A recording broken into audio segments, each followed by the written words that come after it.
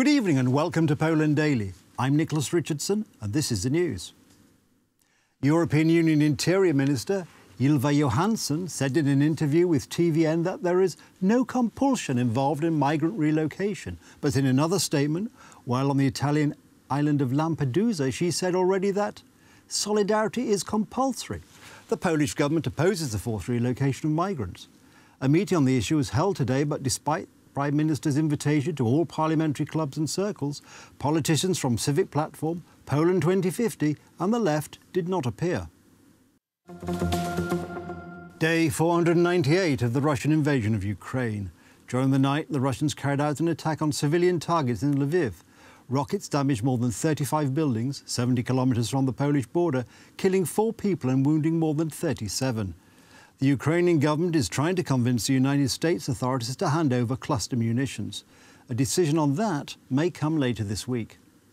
The Russians used 10-caliber missiles to attack Lviv. The missiles are able to make several course changes after launch. Ukraine's Air Force prevented a worse catastrophe because they shot down 7 missiles. Behind me are the consequences of the Russian order, a destroyed apartment block. We are digging through the rubble in search of victims. As you can see, the ultimate goal of the Russians is the destruction of the Ukrainian people. The Russians say they are bombing military facilities, but in reality they are shelling ordinary houses. Now they are celebrating. We are counting on further support from the West. Without help, we can't cope with the occupiers. Across Ukraine, 6 civilians have been killed and about 50 people were wounded in the past 24 hours. By the Russian armed At least 494 children have been killed since the 3rd of July. 494 children have been killed. According to British intelligence, Russia is redeploying troops from all over the country to Ukraine, and the Russians have lost half of their combat potential. The new units are intended to reinforce defensive lines and prevent the development of a Ukrainian counteroffensive. Kiev intended to preempt the Kremlin's move, but this was not possible without military support from the West. The decisive strike by the Ukrainians has not yet taken place. For now, they are exploring the possibilities and looking for a weak point. Meanwhile, speculation is increasing about the infamous Wagnerian group after the aborted putsch attempt. President Alexander Lukashenko has said a decision on hosting the Wagner group in Belarus has not yet been made, but a camp for 8,000 mercenaries is being set up near Minsk. If Wagner troops appear in Belarus, all our neighbours and the United States will understand how powerful this unit is.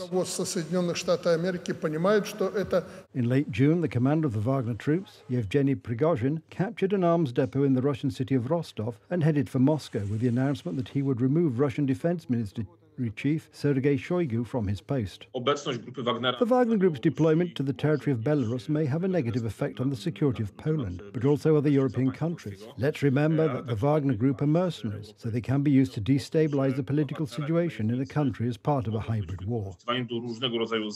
Russia and Belarus have been setting up smuggling channels for illegal immigrants from Africa and Asia since 2020, helping them to reach the border of Poland and Lithuania.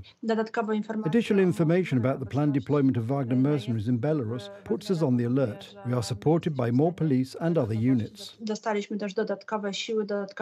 Over the past 6 months, border guards have recorded about 15,000 attempts to cross the Polish-Belarusian border illegally. By comparison, there are about 16,000 such attempts in the whole of 2022. June was the hottest on record globally in terms of sea and air temperatures, the European Union-backed Copernicus Climate Change Service said in a statement earlier today. The heat here is terrible. We can't stand it. We have to get wet to refresh ourselves.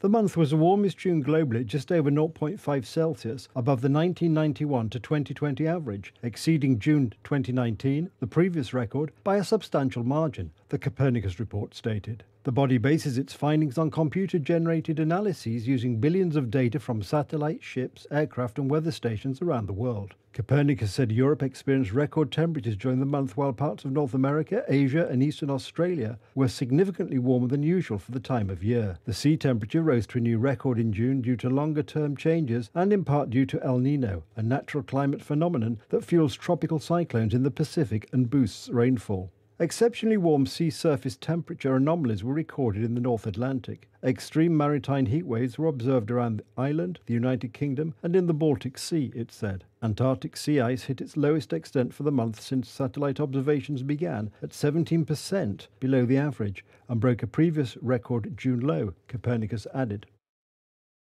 There was a tragic bus accident in the Mexican state of Oaxaca when the driver lost control of the vehicle, which fell into a ravine on a curve.